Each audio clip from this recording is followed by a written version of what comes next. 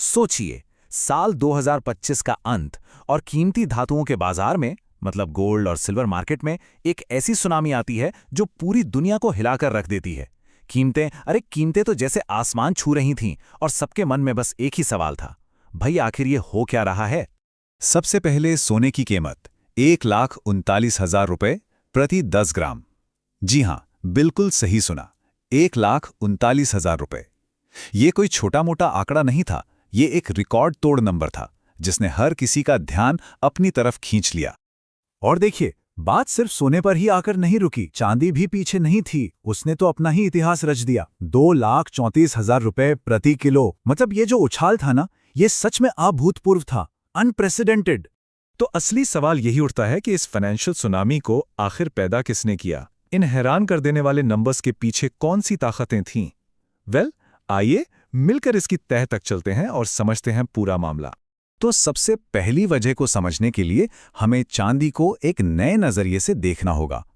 अब चांदी को सिर्फ गहनों या सिक्कों वाली धातु मत समझिए, नहीं, इसकी पहचान अब पूरी तरह बदल चुकी है और ये बन गई है मॉडर्न टेक्नोलॉजी की एक बहुत बहुत बड़ी जरूरत। देखिए, चाहे वो आर्टिफिशियल इंटेलिजेंस का हार्डवेयर हो, इलेक्ट्रिक गाड़ियां हो या फिर ग्रीन एनर्जी से जुड़ी टेक्नोलॉजी हो, इन सभी सेक्टर्स से चांदी की डिमांड में अचानक से इतना बड़ा उछाल आया कि उसने पूरे के पूरे सिल्वर मार्केट का नक्शा ही बदल दिया। और जब डिमांड इतनी बढ़ेगी तो जाहिर है सप्लाई पर जबरदस्त दबाव पड़ेगा। और इस बढ़ती मांग की आग में घी डालने का काम किया एक बहुत बड़ी खबर ने। दुनिया का दूसरा सबसे बड़ा सिल्वर प्रोड्यूसर चीन, उसने ऐलान कर दिया कि वो जनवरी 2026 से चांदी का एक्सपोर्ट बंद कर देगा। बस इस एक ऐलान ने पूरे ग्लोबल मार्केट में एक तरह की घबराहट फैला दी और जिसे हम कहते हैं पैनिक बाइंग, मतलब डर के मारे लोग खरीदारी करने लगे, वो दौर शुरू हो गया। तो ये तो थी पहली वजह, मतलब चांदी की इंडस्ट्रियल डिमांड। अब कहानी के दूसरे और उतने ही जरूरी हिस्से की तरफ चलते हैं और वो है ग्लोबल मनी का खेल। देखिए, ये एक बिल्कुल क्लासिक कनेक्शन है। जैसे ही अमेरिकी डॉलर की वैल्यू नीचे जाती है, सोने की कीमत ऊपर चढ़ने लगती है। और हुआ भी यही। इन्वेस्टर्स को ये लगने लगा था कि अमेरिका अपने इंटरेस्ट रेट्स कम करेगा, जिससे डॉलर पर और दबाव पड़ेगा। नतीजा, सोना इन्वेस्टर्स के लिए और भी ज्यादा अट्रैक्टिव बन गया। और हाँ, इस रेस में सिर्फ छोटे मोटे इन्वेस्टर्स ही नहीं थे। दुनिया के जो सबसे बड़े गुल्लक है ना, मतलब हमारे आरबीआई जैसे सेंट्रल बैंक्स, वो भी डॉलर पर अपनी डिपेंडेंसी कम करने के लिए रिकॉर्ड तोड़ मात्रा में सोना खरीद रहे थे। आप सोचिए, जब इतने बड़े खरीदार मैदान में उतरेंगे तो डिमांड का क्या होगा। तो हमने टेक डिमांड देखी, ग्लोबल फाइनेंस का एंगल समझा, पर इस पूरी कहानी में एक तीसरा और शायद सबसे इमोशनल ड्राइवर था। वो था डर। पूरी दुनिया में जो एक डर और अनिश्चितता का माहौल था। देखिए, दुनिया भर में क्या हो रहा था। रूस यूक्रेन वॉर, मिडिल ईस्ट में बढ़ता हुआ तनाव और बाजार को लेकर एक आम बेचैनी।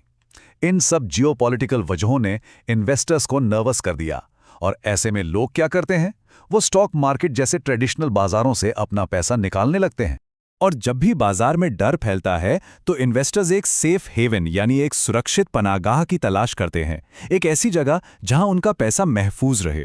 और सदियों से सोना और चांदी वही क्लासिक सेफ हेवन रहे हैं।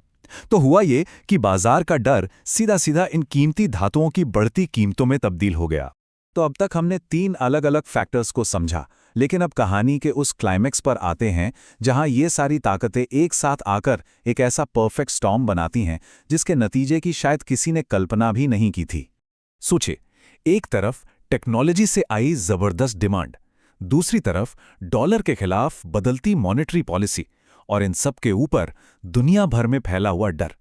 इन तीनों ने जब हाथ मिलाया तो कीमती धातुओं की कीमतें बस एक रॉकेट की तरह उड़ गईं। पर एक सवाल यह भी है कि भारत में इसका असर इतना ज्यादा क्यों महसूस हुआ? इसका कारण था डबल इम्पैक्ट। देखिए, पहला तो ये कि ग्लोबल कीमतें आसमान छू रही थी और दूसरा, उसी समय अमेरिकी डॉलर के मुकाबले हमारा रुपया भी कमजोर हो रहा था। तो इन दोनों का नतीजा ये हुआ कि हम भारतीय खरीदारों के लिए ये बढ़ोतरी और भी ज्यादा हो गई। और मजे की बात यह है कि कहानी अभी खत्म नहीं हुई है। एक्सपर्ट्स का मानना है कि ये जो जबरदस्त उछाल है ना, ये 2026 तक भी चल सकता है। इसका सीधा सा मतलब है कि मार्केट में ये उथल पुथल अभी जारी रहने वाली है। तो ये सब कुछ हमें एक बहुत बड़े सवाल पर लाकर खड़ा करता है। आज की इस अस्थिर दुनिया में जहां सब कुछ इतनी तेजी से बदल रहा है, क्या कीमती धातुएं मतलब गोल्ड और सिल्वर ही एकमात्र सच्ची और सुरक्षित पनाहगाह बची हैं? ये एक ऐसा सवाल है जिसका जवाब शायद आने वाले वक्त में पैसे और सिक्योरिटी की पूरी परिभाषा ही बदल दे।